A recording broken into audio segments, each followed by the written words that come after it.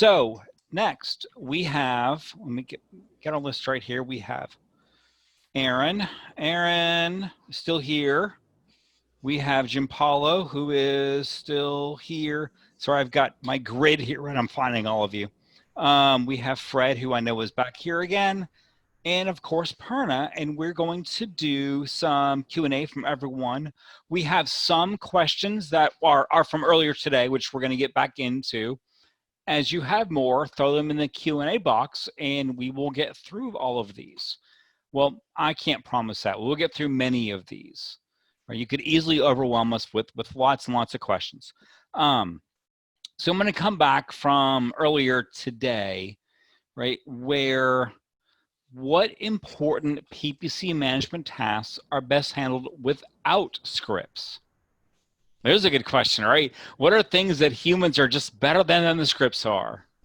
Well, I mean, I think creative, even when it comes to search terms analysis, you can do it purely based. So you can add negatives very easily based on the metrics and based on kind of like semantic closeness, but adding new keywords, that's always a bit more risky. So you might want to put a human level of control into that. But again, I think the point is, it doesn't mean we don't use automation at all. It just means that the automation takes us to the step of, here's the thing you need to review, which is not a gajillion search terms, but it's the 100 most relevant.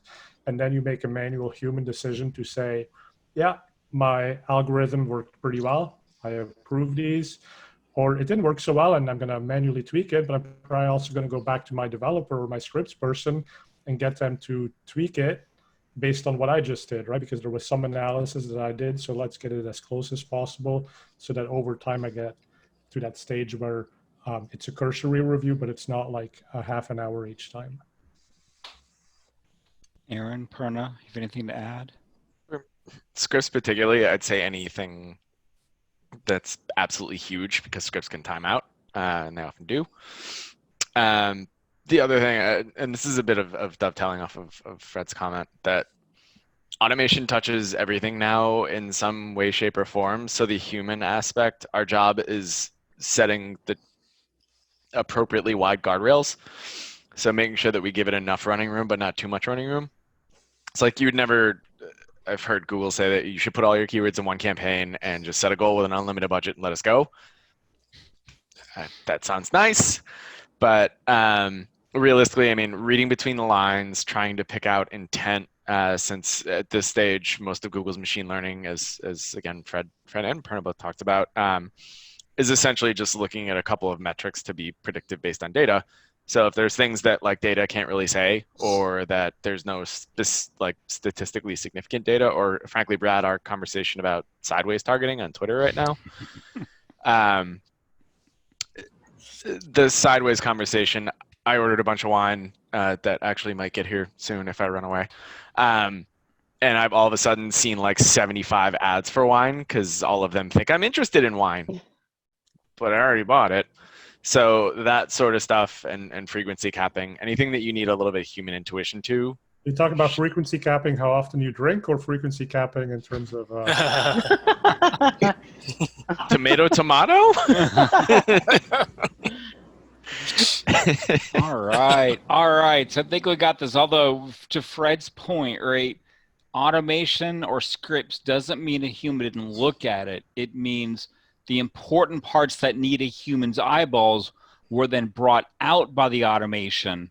So you had less crunching to do and you could focus, the human's time is better, right? That's a huge part of this as well. So will the future PPC manager have programming competence beyond basic JavaScript? They're going to know SQL and Python and Ruby. What's the future of PPC management? I mean, I'm happy to start with that one as well, right? So I think many of us already have that competence because digital marketers by nature have been data crunchers to a large degree, more so than true marketers. And I think thanks to automation, that is shifting a bit. And it's sort of that final analysis when we look at the keywords, when we look at the ad text, when we look at business goals, it's about understanding the messaging. How do we make a compelling argument to a potential user, right? It's about the positioning, the pricing, the things that are classically thought of as marketing. So I think it's good to have a core understanding of those things because it connects you to how the systems from Google and Microsoft work in the back end to achieve your goals. And if you don't understand how that's working, then it's somewhat difficult to tweak the levers in a way that is going to make sense. And I kind of liken this to being a photographer, right? So I started actually as a digital wedding photographer before I joined Google. And so I had to know exactly how the camera worked because I had one chance at taking a great photo. Now we all have these great cameras in our pocket in our phone. And so we just take 100 photos and we just assume that there's going to be a great one. And that's okay in photography, that we don't know how to set an exposure, how to frame something properly, because we can always fix it later. But it's not okay in PPC because every time you take a photo to see if it's the right one, like if that photo is a click, to test if it's actually working, right? Every click costs money, right? So we have to understand sort of the underlying system quite well to be able to get the automations as close to where they need to be as possible by giving it the right inputs, the right business signals, so that we don't end up wasting $1,000 to learn something. And Google is gladly going to take your money to learn, and it will learn, but your client may not be so happy about $1,000 to do experiments when they could have told you that, hey, this is not a great ad text, or this is not a great keyword because we have some business experience around that. Right? And so kind of a long answer to the question, should you have these basic skills? And I think it's important to understand how it works, but I don't think you necessarily have to be able to write full big SQL statements or write your own JavaScript code. Yeah, say Aaron and I don't think either one is for coders, right? We know how to tell people what we want and make them go do the work. So I can give you a little funny history lesson about Uncle Aaron's education. I went to college with a bunch of AP credits, so I could have graduated early, but I like college, so I didn't want to. So my senior year, after I had interned in a digital marketing shape for a big company, I just kind of impulsively got a second major in information systems for exactly the reason that Fred described, and Brad, exactly what you just talked about. I don't want to code. I want to know how to speak the language so I can talk to coders. It's a much different thing. Are they necessary? No. Will they be valuable? In certain spaces, yes. I can say that the times that you really have to run a SQL query is pretty rare for pretty legacy databases. Most stuff has a much more friendly front end at this point. Would they help to learn? Would they get you along? Maybe. Do I think they're going to be essential? Probably not. Jim Paul, anything to add over there? I was thinking of the first question. I completely agree with Frederick. And I would add that no vital function is really, you really need a script to run it. No, I would say any of the vital functions of the account, of a Google Ads account. Of course, they are useful, but they're not vital. And I think that more or less the same for PPC management softwares, so PPC management platforms. They are useful when you have complex account and budget, big budget to manage. Of course, they are far less necessary when you have simple accounts and the basic automation of the platform is going well. For the rest, I completely agree with Frederick and Aaron. All right, so I'm going to put another question next because you segued us into it. I was going to wait on this one, but I'll add it now. So what's the future of PPC software? Will it be at the forefront of innovation in terms of features and benefits, or where's it going? Any one of you. I know Fred has thoughts here, right? I obviously have thoughts you here, and Fred right? should answer this one, if anyone. That's yours. We are much faster at building stuff than Google. I know that for sure. Microsoft probably, although we prioritize Google for the most part. But that's a funny thing, right? And that's a little bit the reason why I left Google too, is because once you get to be a 60,000 plus organization, and now it's much bigger than when I left, but there's just more decision makers. It's a more complex system, like things take longer. And one thing that I fundamentally know from my days at working at Google was we tried to build something that would work for everyone. And I keep going back to the statement from Sridhar Ramaswamy, who was 2 years ago the SVP of the Google Ads product. And he got up on stage at Google Marketing Live and he said, Google Ads is advertising that works for everyone.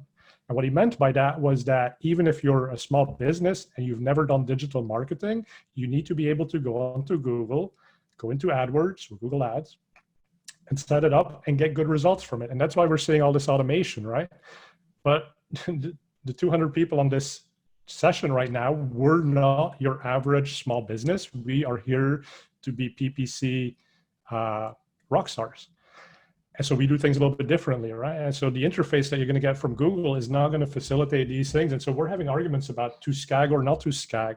Well, listen, if you want to do SCAG, Google's not going to make that easy.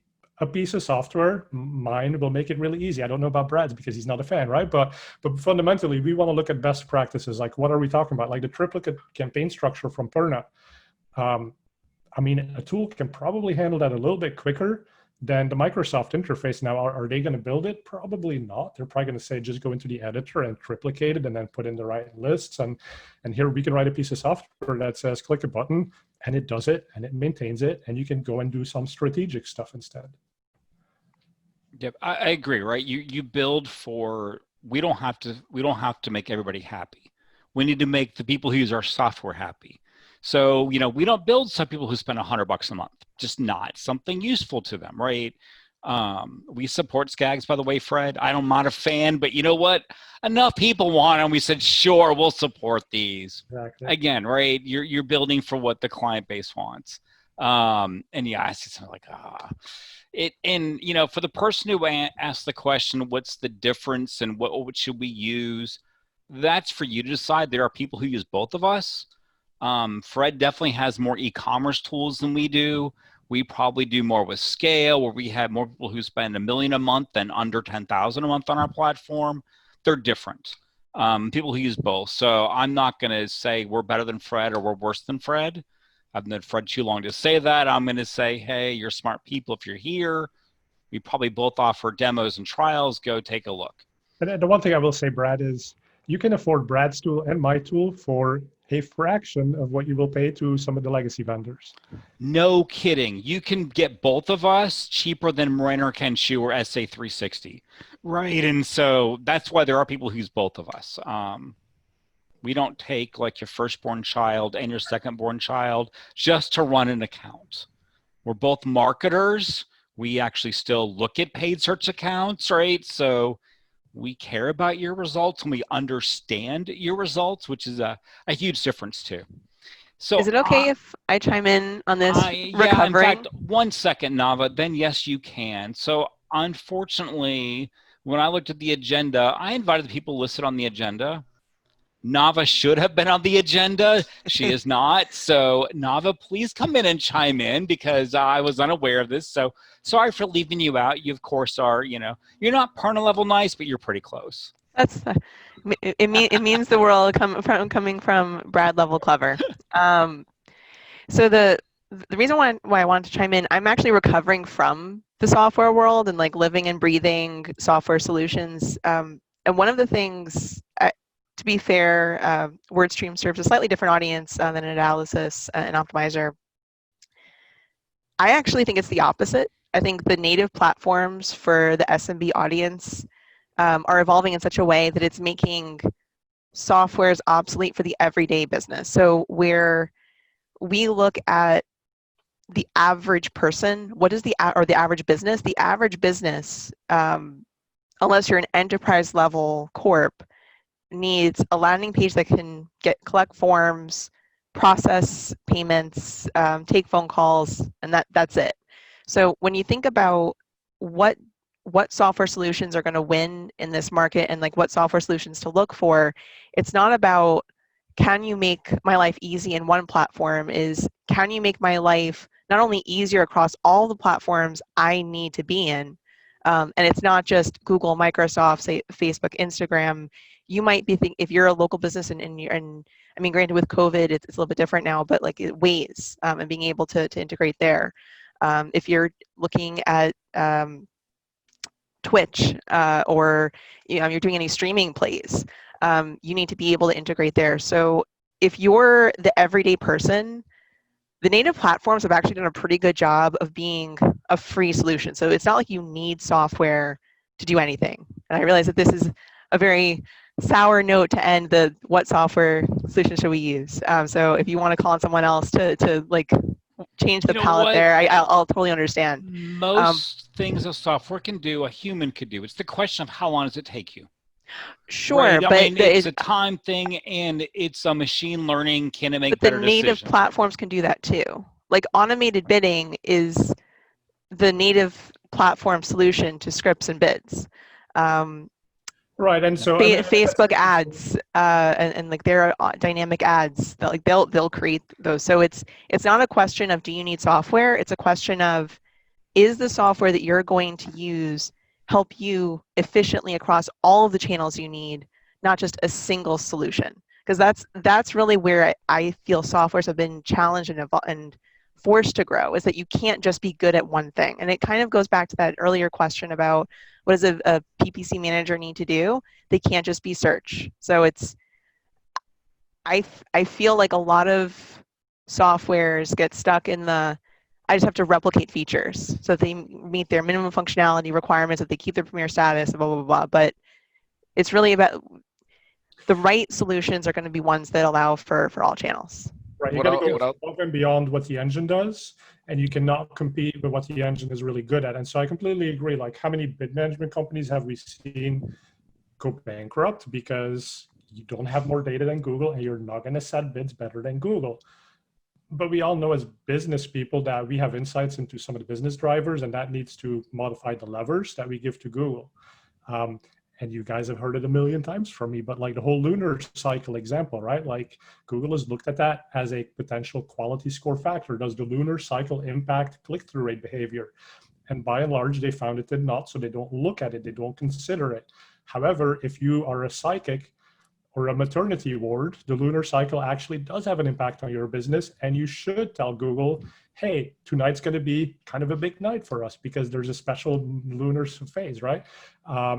And I think that's where you have to look at a tool. So a tool that's just replicating or trying to compete with the engines on something they do really well, that's probably a bad investment of your dollars. But there are vendors, and I think that's where Brad and we actually have tools that go above and beyond. All right. Aaron, anything to add before we just close this topic off? I mean, look, part of my job is that I get to do demos of everything.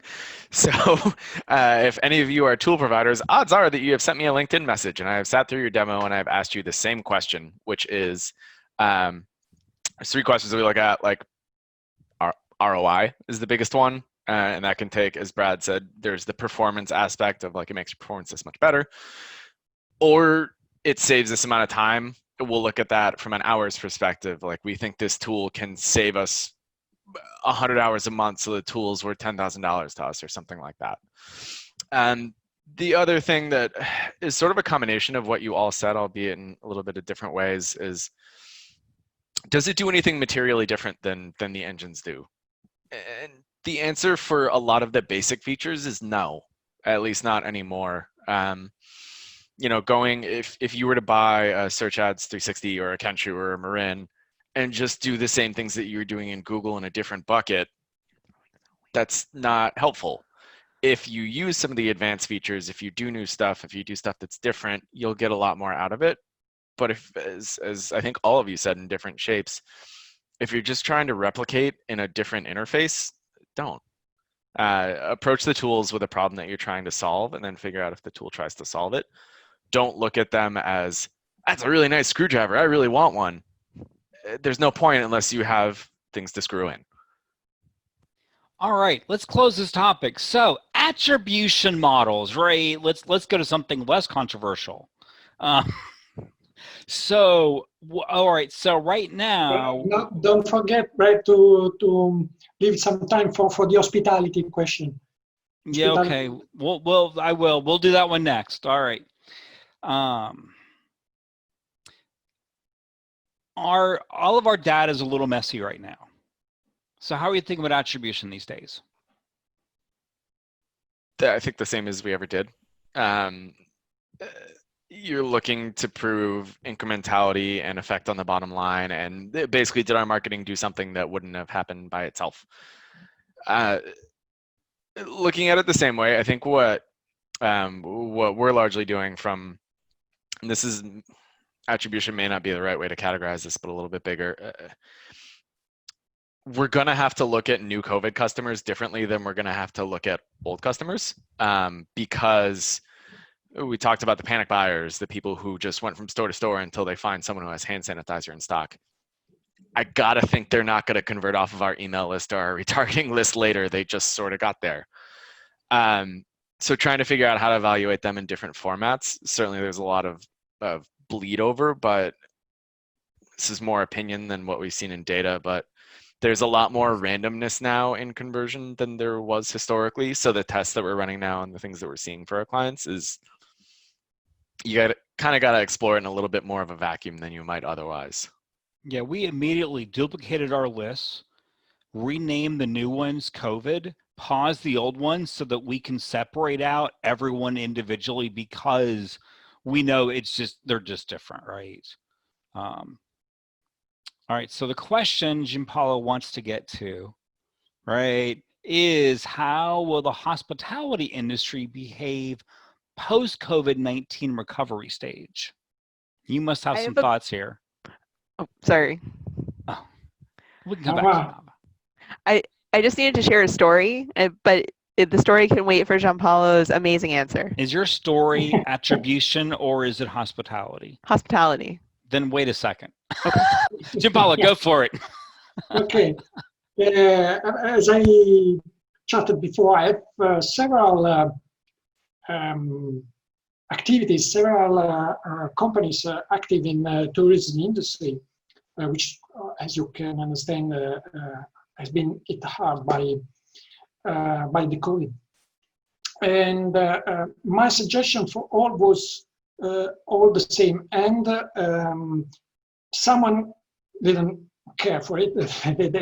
they just posted everything.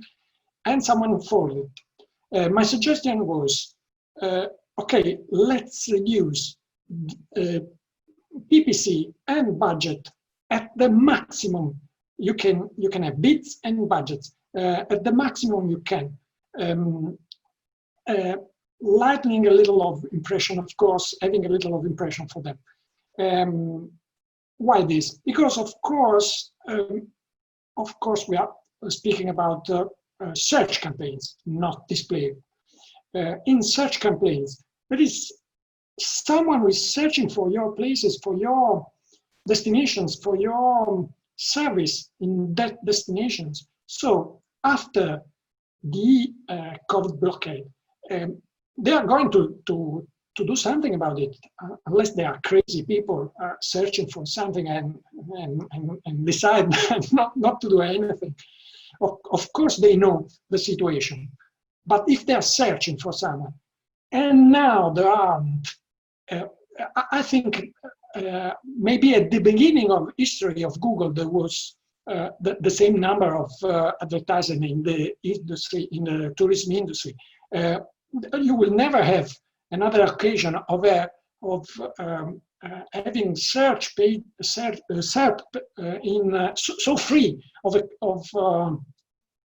ads in the tourism industry. Of course, we would have liked not to have COVID, but here there is. And so my suggestion is, okay, lower bids and budget at the maximum you can, but keep going with campaigns because you will have some people searching for you afterwards.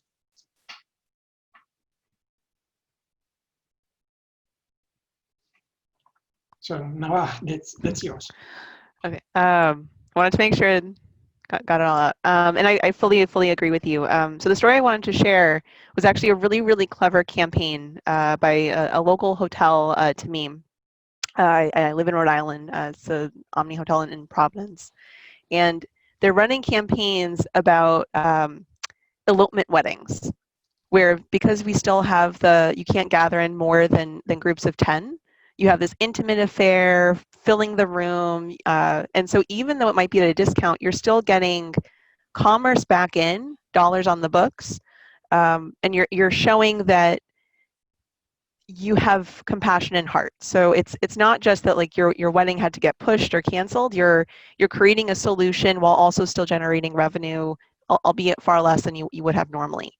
And so I think the path forward for the hospitality industry is those sort of innovative solutions and being open to working within the confines. Another really creative solution, granted, it's a little bit scammy and gimmicky, are those all-in-one resorts, pushing for book now. You can have it till the end of 2021 for $149, just to get some commerce in.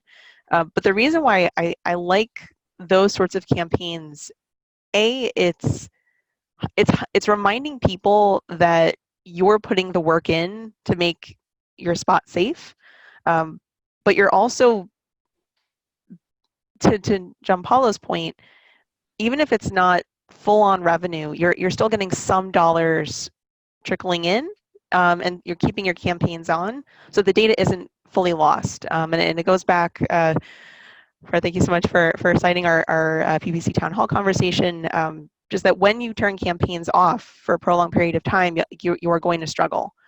So just having some kind of breadcrumb to keep your brand top of mind. I like Facebook a lot more, honestly, for these sorts of campaigns than search. Happy to have a discussion about it. But yeah, I really see a lot more hospitality dollars going to social over search. All right, so something I want to chime in here on the hospitality people, and it goes to what Aaron had mentioned about the ads earlier. So Jenny is here.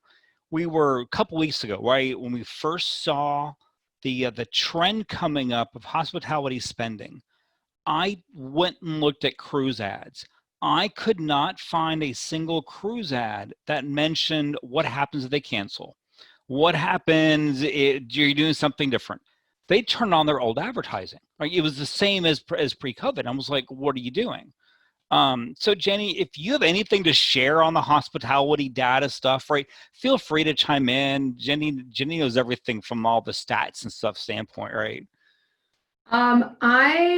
I don't have stats off the top of my head. What I have noticed though is that it looks like a lot of these companies are like still have their control ads on. So I'll see that, like when I do searches, I see the new messaging, but then, you know, if you refresh or come back and do it elsewhere, I'll see the old messaging. So I think that in a lot of cases is what's happening. Either controls are still on, nothing's been done, no one's testing anything, or, you know, they've still got that old messaging set running. So I've seen both. I haven't seen anyone on search, and again, this is really anecdotal, but I haven't seen anyone really doing a great job consistently messaging on search in hospitality. It's I just posted a thing in the chat. I love economics in general, and it's a short lesson about the economic concept of pent-up demand. So they talk a little bit about China, and Marriott released their earnings pretty recently, so you can read the earnings call and see what they're seeing. China's operating at like 25-ish% capacity where things are open. So Nava's point about cash flow, I think what we're going to see from a consumer perspective is really early in the pandemic. This is looking at my little bubble, and a bunch of people were buying flights that were on sale and hoping they could go on them. I was supposed to be in Scotland a couple weeks ago. I'm clearly not in Scotland. But what I would expect to see is that given how many people did that, which I'm sure was a lot, and given how airlines and to a degree, obviously hotels are struggling, I wouldn't be surprised to see that pent-up demand be a lot more of a leak rather than a tsunami, because people aren't sure if they'll get their money back or if they it's no longer about can I take the trip or not. It's will this place be in business to refund me or not. So it's an iffy answer. Again, pent up demand. The concept is all the stuff that you couldn't do during the pandemic. You're going to try to do a lot of it, but I'm not going to go get 6 haircuts to make up the ones that I missed. I might go on 6 vacations though. So when it does release, I think there will be a little bit of a tsunami effect, but a lot of it might be local hospitality, like going to the restaurant that you can go to. The only thing I'd add on this is is that it's not just hospitality either. I think we're seeing the same thing in retail. So I just like half an hour ago tweeted out the home pages of Amazon, Target, eBay, and Walmart.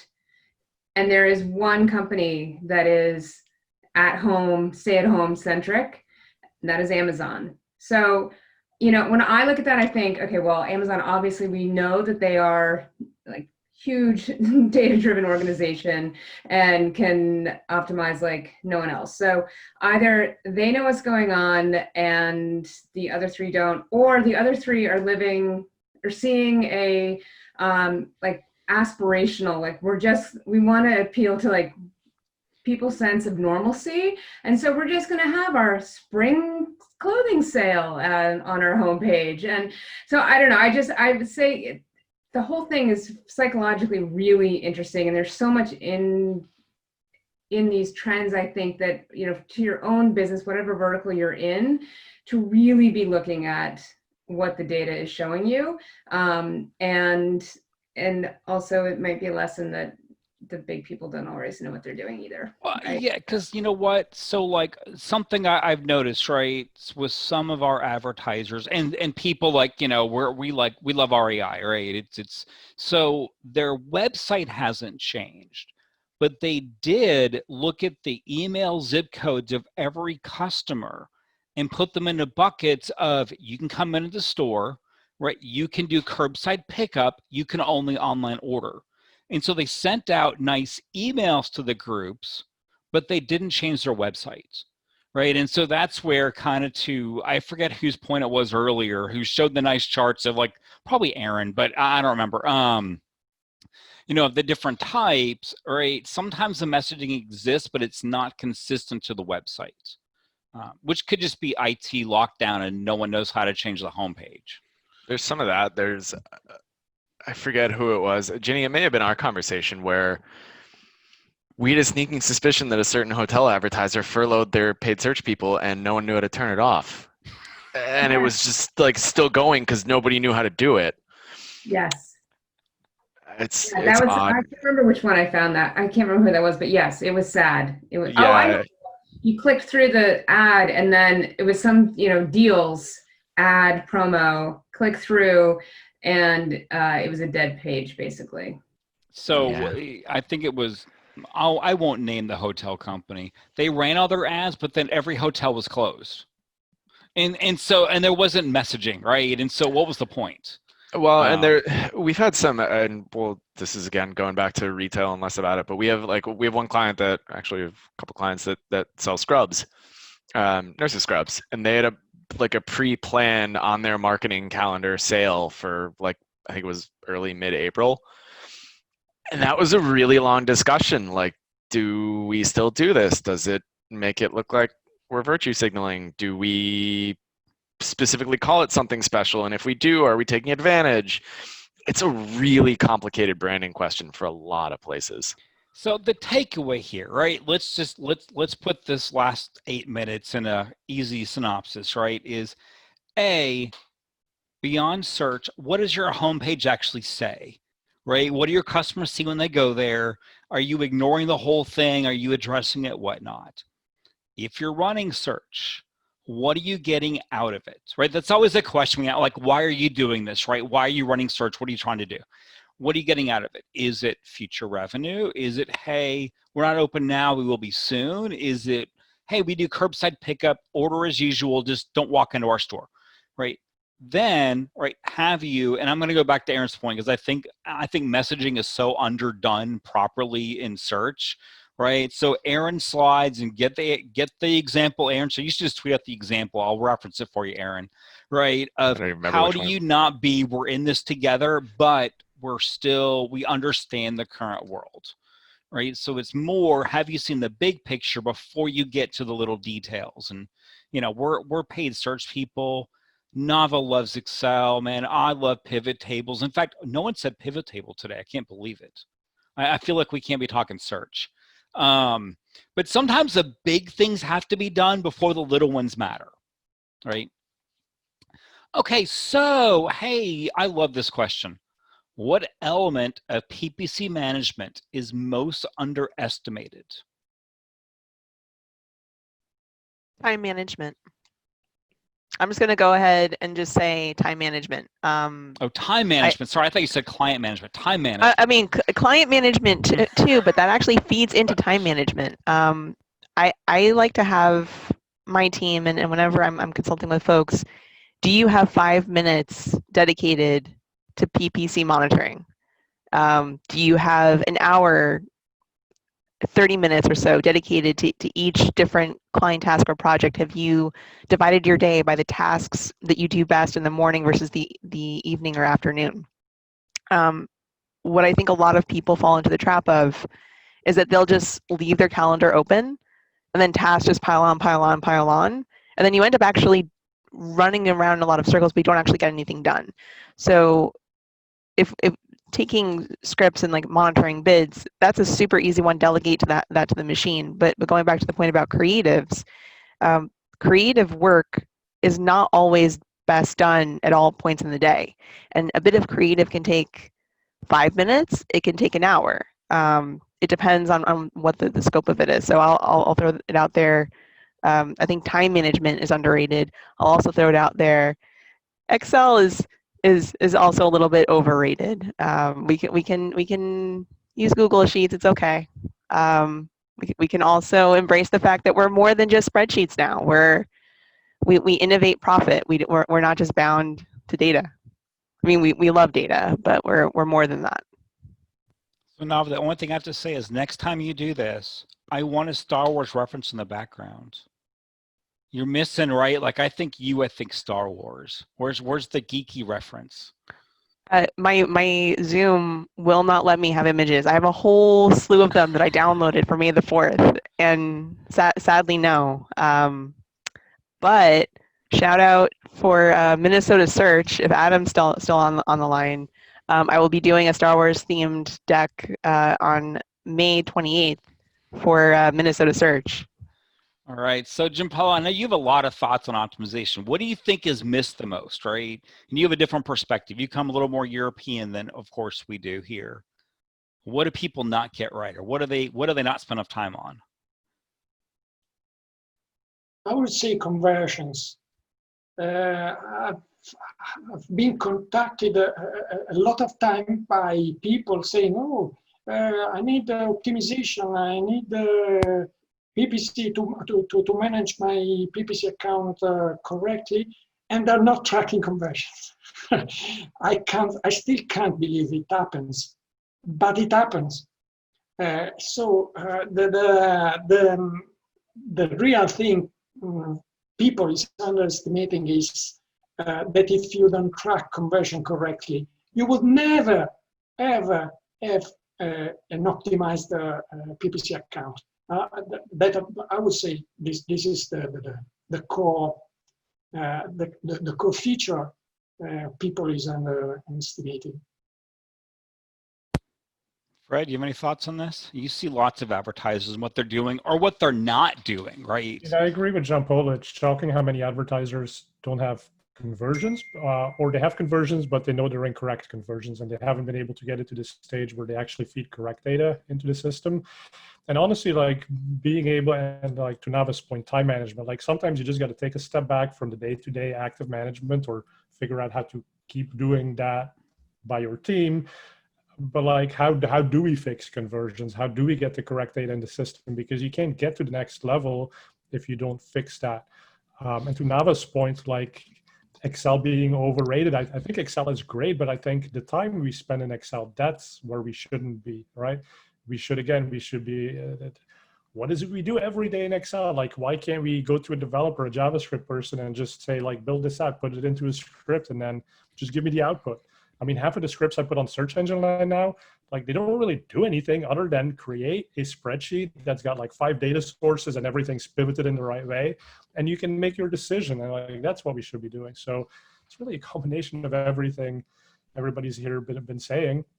And I think the other element, and you alluded to it, Brad, but it's the creative component, right? So like Google's really good with the numbers, the mathematical stuff, but connecting with our prospective buyers in a way that's sensitive to the times, and that puts, you know, the right, pushes the right buttons. Like that's something the machine can't really do quite yet. All right, so I'm just gonna add the last 2 questions. I know we had more. We are gonna wrap up soonish so that we can get to happy hour, and you know we're not here the entire day.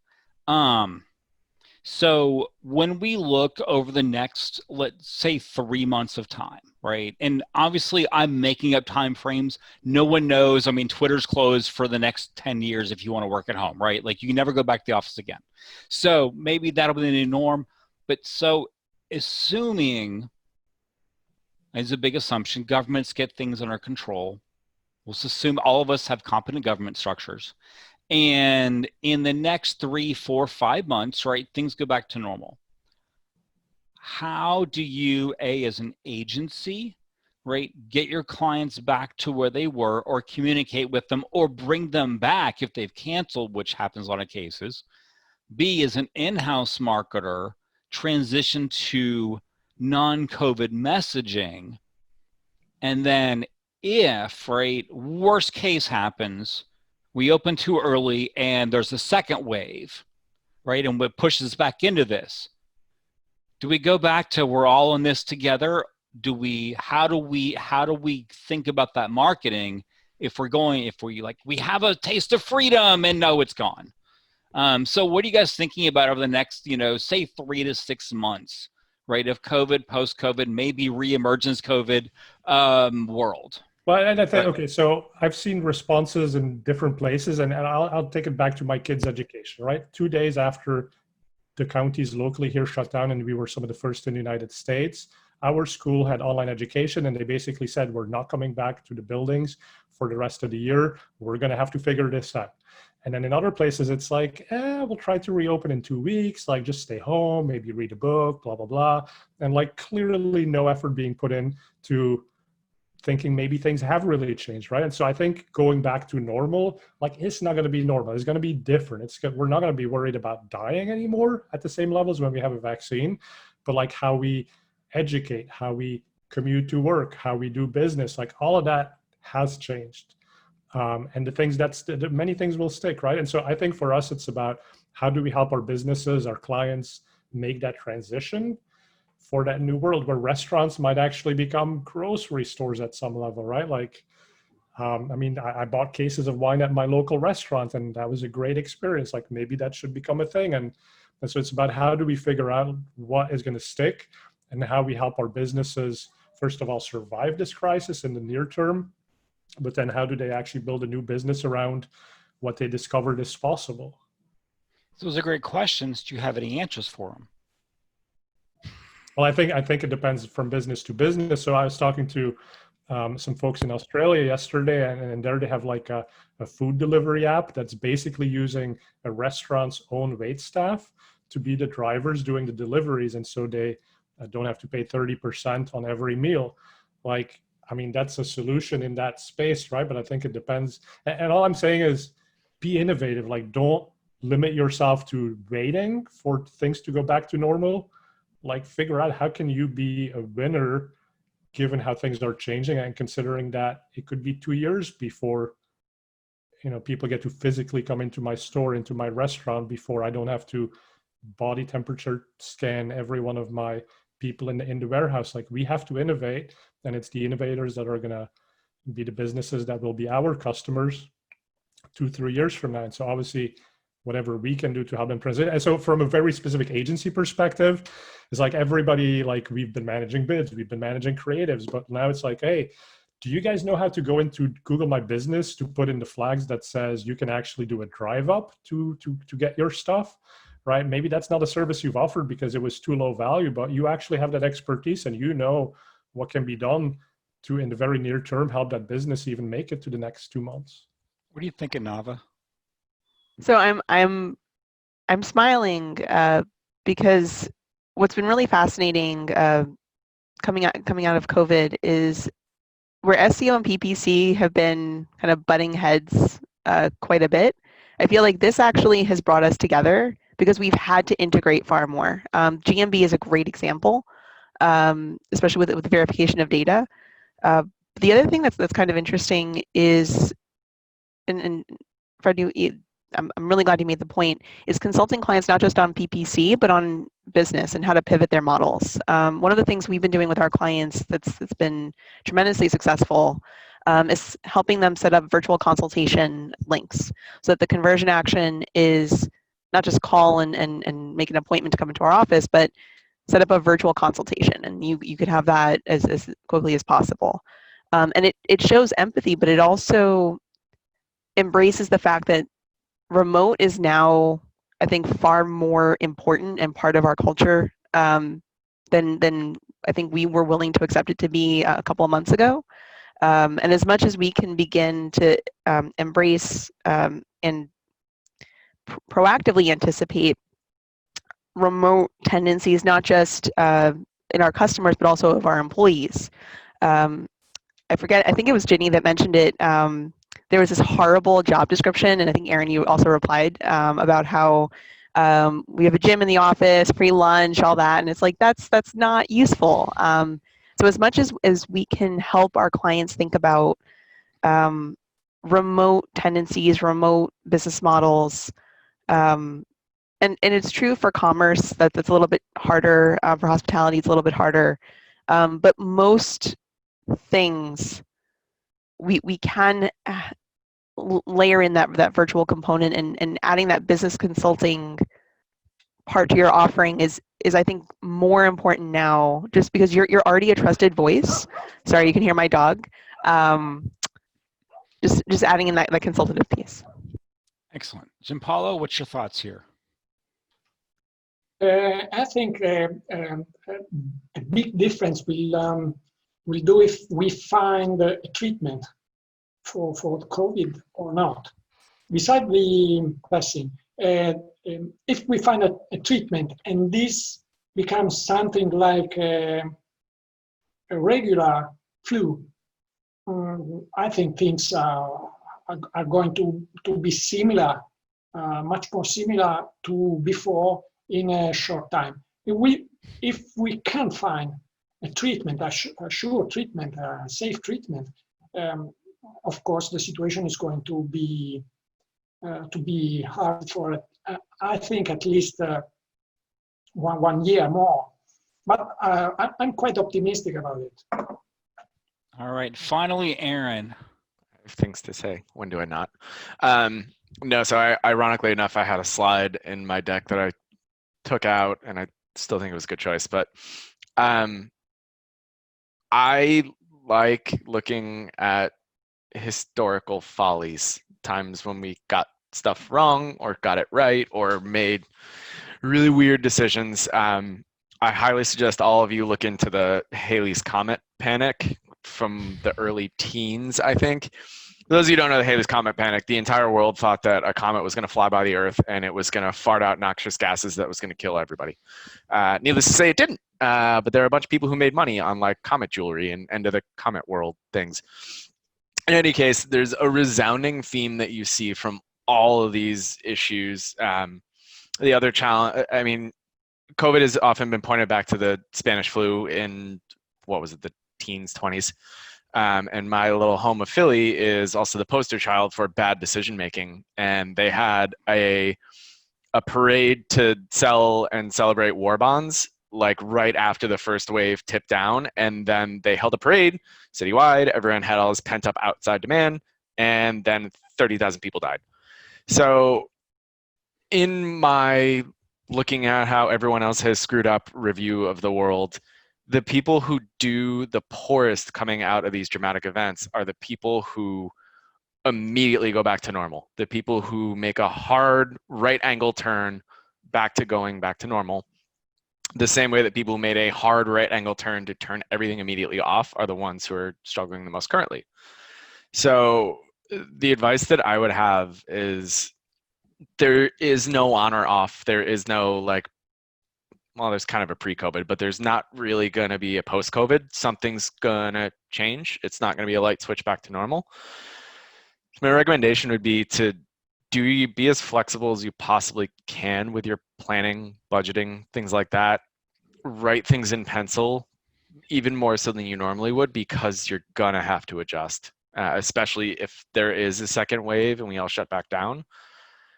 If there is a second wave, I'm sure we're going to close up tighter and there's going to be more demand, but we're going to have lessons to come from. If there's not, that would make me very happy, but we'll see. So you guys must be engaging speakers, because you know what? Because we were running out 15 minutes late, we extended this. We're actually even over that, and our audience is still all here.